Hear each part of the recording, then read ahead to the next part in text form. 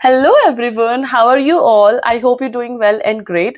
So to qualify the UGC NET exam, candidate must know the minimum cutoff and the qualifying cutoff. Yes, these are two different things. Minimum cutoff is the minimum you needed and the qualifying cutoff is through which you pass your exam. Okay, so without any further delay, let's discuss this in detail.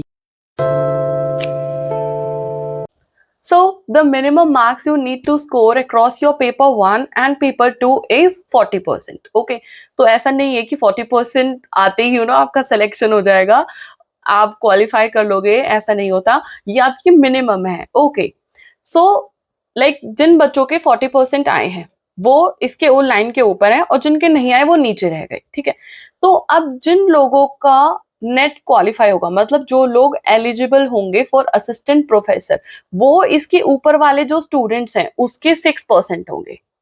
Okay, जो top 6% होते हैं वो आपके eligible होते हैं for assistant professor. ठीक है, अब उस टॉप के जो टॉप 6% होते हैं वो होते हैं जो JRF क्लियर करते हैं. सो इस चीज को ध्यान रखना. मिनिमम आपको लिस्ट में आने के लिए 40% आपको स्कोर करना है across your paper 1 and paper 2, and उसके टॉप 6 हैं जो असिस्टेंट प्रोफेसर के लिए एलिजिबल होते हैं और उसके टॉप 6 हैं जो JRF क्वालिफाई करते हैं. क्लियर?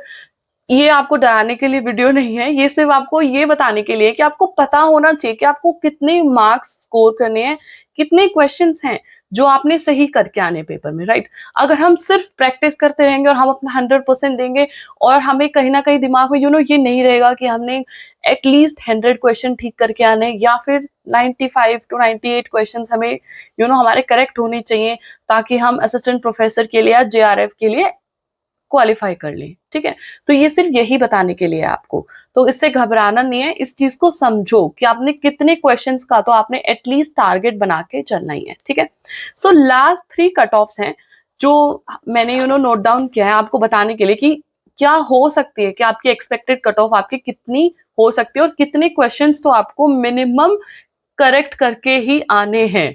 ठीक है, so first talk about commerce. Okay, जो कट ऑफ्स होती हैं वो हमारी कैटेगरी वाइज आती है, like OBC, EWS, SC, ST, इस हिसाब से होती है. तो कॉमर्स में अभी जो रिसेंटली आपका एग्जाम हुआ विच इज लाइक दिसंबर 2024, उसकी जो JRF की कट ऑफ गई है OBC कैटेगरी की, वो है आपकी 198 मार्क्स. 198 मार्क्स मतलब कि आपको 96 क्वेश्चन हैं करेक्ट करके आने हैं फॉर JRF अगर आप OBC से हो तो. ठीक है, और नेट के लिए जो है मतलब ओनली फॉर असिस्टेंट प्रोफेसर वो है आपकी 168 मार्क्स, मतलब कि 84 क्वेश्चंस आपको करेक्ट होने चाहिए, उसके बाद आप एलिजिबल हो पाओगे फॉर असिस्टेंट प्रोफेसर. ओके, ऐसे ही EWS की है 202 है फॉर JRF, SC की है 190 फॉर JRF, ST की है 178 फॉर JRF. अब इन कैटेगरीज को सोचिए, वो सोचना कि यार जिसकी मिनिमम है कि काश हम उस वाली कैटेगरी से हो जाते. ठीक है, ऐसा कुछ नहीं है, ये सिर्फ एक आइडिया लगाना है आपने कि आपको मिनिमम कितने क्वेश्चन है जो आपने करेक्ट करके आने हैं पेपर में. ठीक है, सो अगर अब हम बात करें इससे पीछे वाले की, मतलब जून 2024. सो जून 2024 में OBC की जो कट ऑफ गई थी वो गई थी JRF के लिए 99 परसेंटाइल. ठीक है, और 99 परसेंटाइल अप्रोक्स 198 मार्क्स के आसपास 99 परसेंटाइल आपकी बन जाती है. तो मतलब अगर आपको JRF करना है और आप OBC कैटेगरी से हो तो आपके 198 मार्क्स तो होने ही चाहिए, विच मीन्स 94 क्वेश्चंस तो 96 क्वेश्चंस तो आपके करेक्ट होने चाहिए. ठीक है, अगर आप OBC से हो तो. उसके बाद अगर EWS की बात करें तो अगेन सेम, JRF के लिए 99 परसेंटाइल चाहिए और सिर्फ नेट के लिए असिस्टेंट प्रोफेसर के लिए आपको 93 परसेंटाइल चाहिए. SC की गई थी आपकी सेम 97, थोड़ी सी कम है बट या 97, और ST की भी सेम 97 परसेंटाइल.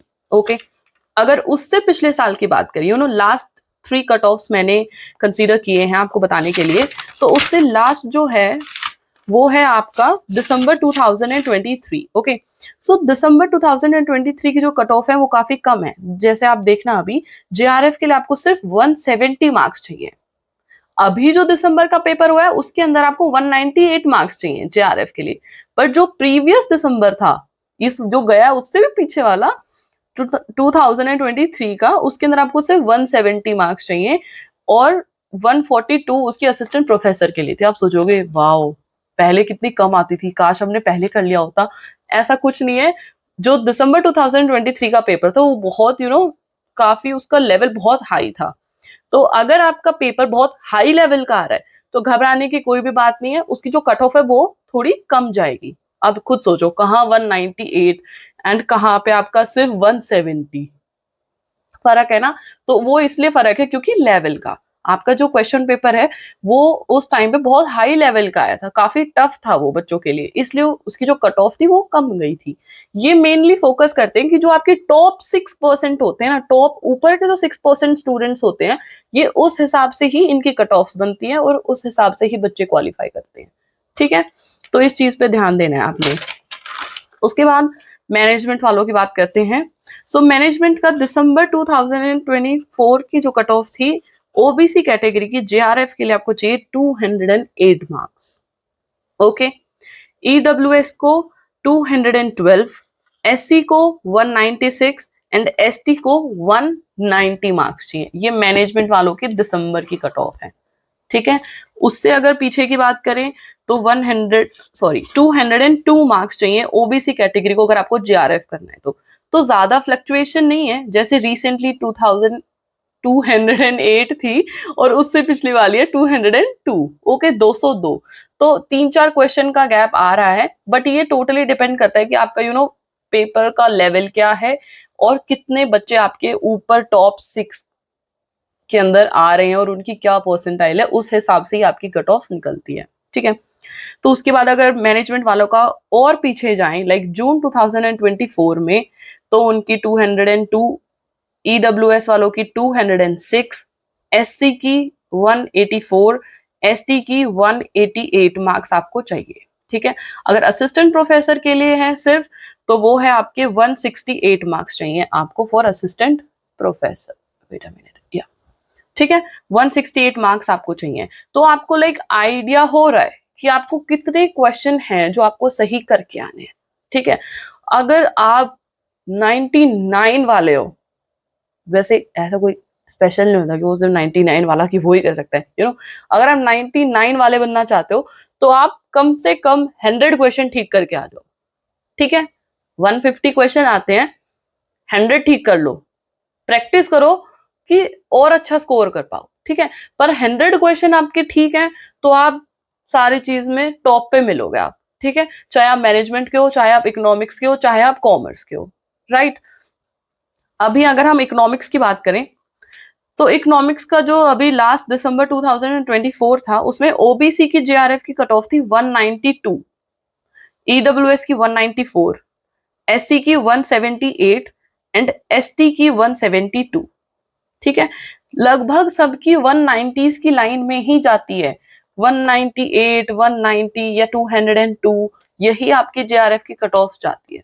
ओके, तो अपने सब्जेक्ट वाइज और अपनी category wise cut off check करो कि पिछले 3 पेपर की या रीसेंट पिछले 2 पेपर जो हुए हैं दिसंबर और जून के, उनकी क्या कट ऑफ गई है। उससे टारगेट सेट करो कि कितने क्वेश्चंस हैं जो आपने सही करके आने हैं पेपर में। ठीक है, इस चीज से प्लीज प्रेशर मत ले लेना, स्ट्रेस मत ले लेना बिल्कुल भी कि गॉड हमें बहुत सारे क्वेश्चन ठीक करने हैं, कैसे करें कैसे करें, प्रैक्टिस कर रहे हैं, मॉक टेस्ट में तो ठीक नहीं हो पा रहे हैं, वहां पे कैसे ठीक होंगे। वहां पे अपने आप हो जाएंगे। वहां सारे क्वेश्चन आप जो लिमिट सेट करके जाओगे ना, उससे ऊपर ही करके आओगे। पर अभी रिलैक्स होकर तैयारी करोगे तो ये बात ध्यान रखना। ठीक है, अगर आपने आगे निकलना है तो आपके लिए दिमाग को शांत रखना और सही डायरेक्शन में रखना बहुत इंपॉर्टेंट है। इस चीज को गांठ बांध लो अपने कि स्ट्रेस फ्री पढ़ाई करनी है। ठीक है, समझ रहे हो ना आप इस चीज को, ये बहुत इंपॉर्टेंट है आप लोगों के लिए। और टारगेट सेट करो कि एटलीस्ट 100 क्वेश्चन, 98 क्वेश्चन या मिनिमम 96 तो आपने करने ही करने हैं। अभी आप टेस्ट, जो भी टेस्ट है मॉक टेस्ट है, आप प्रीवियस है, आप उन्हें अटेम्प्ट करोगे, पूरे पूरे वाले हैं जो है जिसमें पेपर 2 एंड पेपर 1 दोनों हैं। तो अगर अभी आप उस लेवल तक नहीं पहुंच पा रहे हो तो निराश मत हो जाना प्लीज, उदास मत होना बिल्कुल भी। आपने बस कोशिश करनी है और अच्छा परफॉर्म करने की। ठीक है? अभी आप जितने ज़्यादा से ज़्यादा टेस्ट लगाओगे, जितने ज़्यादा से ज़्यादा पेपर अटेम्प्ट करोगे, वो आपको हेल्प करेंगे, जो आपका जो मेन एग्ज़ाम होगा, उसके अंदर आपके टारगेट को अचीव करने में, ठीक है? अभी तो अगर आप कोई क्वेश्चन गलत भी कर रहे हो, तो उससे आपको कुछ सीखने को ही मिल रहा है, कि ये क्वेश्चन आपने गलत किया, ओह! इसका आंसर ये था। और आपको एक बात बताऊँ, जो आंसर आप सही करोगे ना, वो आपको इतने याद भी नहीं रहेंगे। जो क्वेश्चन आप गलत करोगे, वो आपको ज़्यादा अच्छे से याद होगा कि यार ये क्वेश्चन मैंने वहाँ गलत किया था और उसका आंसर ये था। और ये बात सच है। आप खुद रियलाइज़ करना है इस चीज़ को। जो-जो क्वेश्चन्स आप गलत कर रहे हो और आप उन्हें चेक कर रहे हो कि इसका आंसर ये है और नीचे एक्सप्लेनेशन भी पढ़ रहे हो कि यही होना चाहिए था इसका आंसर, तो वो आपको ज़्यादा याद रहेगा। क्यों? क्योंकि आपने वो गलत किया था। तो अगर अभी क्वेश्चन गलत हो रहे हैं या कम क्वेश्चन करेक्ट हो रहे हैं, तो टेंशन नहीं लेनी बिल्कुल भी, प्रेशर नहीं लेना, क्योंकि ये आपका लर्निंग टाइम पीरियड है। इसमें बस आपने चीज़ों को सीखना है, समझना है और प्रैक्टिस करनी है। ओके, सो आपको पता चल गया होगा कि आपको कितने क्वेश्चंस का टारगेट लेके चलना है।